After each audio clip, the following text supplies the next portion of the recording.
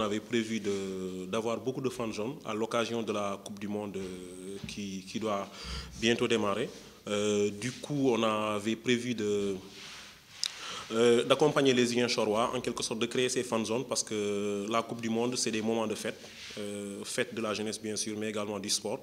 Sur ce, la mairie avait décidé vraiment d'accompagner tout le monde, en l'occurrence les jeunes, créer des fan zones, mais également, vous n'êtes pas également sans savoir qu'il y a des zones très reculées dans la commune qui n'ont pratiquement pas d'électricité, où parfois c'est compliqué de suivre des événements du genre.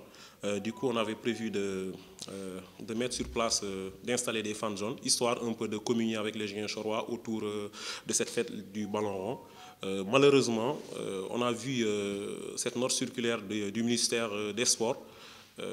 À travers cette note, on nous dit que nous sommes dans l'incapacité d'organiser ces fan zones. D'autant que l'exclusivité de la transmission des matchs de la Coupe du Monde revenait à la RTS et la RTS également a donné ces droits-là pour la transmission en public bien sûr à la société SD Consulting. Et c'est cette société-là qui est habilitée à transmettre les matchs en public. Sur ce vraiment, donc en bon légaliste, on a jugé nécessaire de communiquer avec les Ziguinchorois, leur dire que on avait l'intention quand même de vous octroyer de fan zone digne de ce nom, mais malheureusement avec cette interdiction, on se veut légaliste. Je pense qu'on ne va pas aller au-delà de ce qui a été décidé. Sur ce, vraiment, il fallait quand même discuter avec, communiquer avec les Ziguinchorois, leur dire que nous sommes dans l'incapacité vraiment d'organiser ces fan zones. Et puis, autre chose, je pense que la RTS peut avoir cette exclusivité sur le plan médiatique de transmettre les matchs, mais quand on va jusqu'en public, demander aux gens de ne pas transmettre les matchs, de ne pas faire les fan zones, je pense que ça relève un peu de la dictature, si j'ose m'exprimer ainsi. Et sur ce, je pense que les Sénégalais, les Ziguinchorois en particulier, donc, sont informés et ils prendront note. Je pense que c'est sur ça qu'on voulait communiquer en termes simples.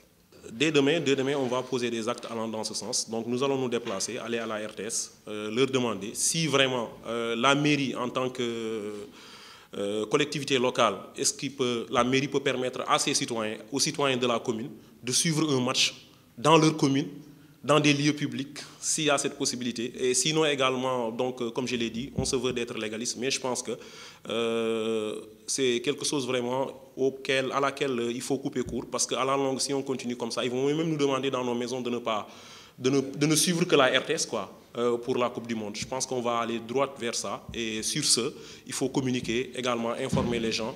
Je pense que c'était notre droit le plus absolu quand même de communier avec nos administrés au niveau de la commune pendant ces quelques jours de fête du football.